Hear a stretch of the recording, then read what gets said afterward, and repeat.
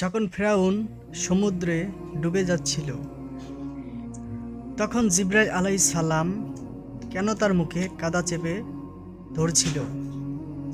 রাতের অন্ধকারে মুসা আলাইহিস সালাম রাতের অন্ধকারে আল্লাহর নির্দেশে গোপনে বনি ইসরায়েলদের নিয়ে মিশর সেরে রওনা হলেন।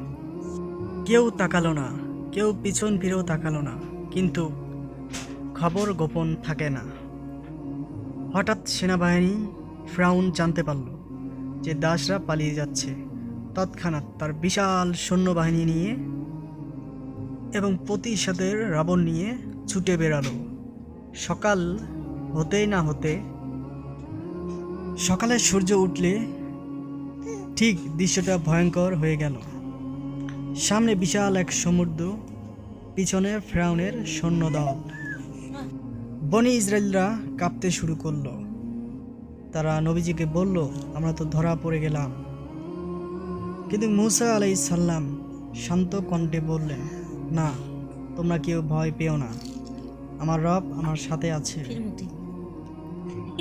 তিনি আমাকে পথ দেখাবেন। তারপর মুসা আলাইহিস সালাম আল্লাহর নির্দেশে তার হাতের লাঠি দিয়ে সমুদ্রে আঘাত করলেন। মুসা আলাইহিস সালাম তার হাতের লাঠি দিয়ে সমুদ্রে একটি আঘাত করলেন। সঙ্গে সঙ্গে পানি দ্বিখণ্ডিত হয়ে গেল, অর্থাৎ পানি দুপাশে দাঁড়িয়ে গেল এবং মাঝখান দিয়ে রাস্তা তৈরি হয়ে গেল, আর মাঝখানে তৈরি হলো শুকনো পথ। মুসা আলাইহিস সালামের ও তার সঙ্গীরা সেই শুকনো রাস্তা দিয়ে হেঁটে পার হয়ে গেল। ফিরআউন তা দেখেও থামেননি। তার অহংকার ও সৈন্য নিয়ে সেই পথেই রওনা দিল। যখন বনি ইসরায়েলের শেষ মানুষটিও পার হয়ে গেল, তখন আল্লাহ তাআলা সমুদ্র পানি আবার মিলিয়ে নিল। সমুদ্র ঢেকে ফেলল ফিরআউনকে আর তার বাহিনীকে। ফিরআউন তখন ডুবে গিয়ে বলল, বনি ইসরায়েলেরা যার উপর ঈমান এনেছে, আমি তার উপরে ঈমান আনলাম।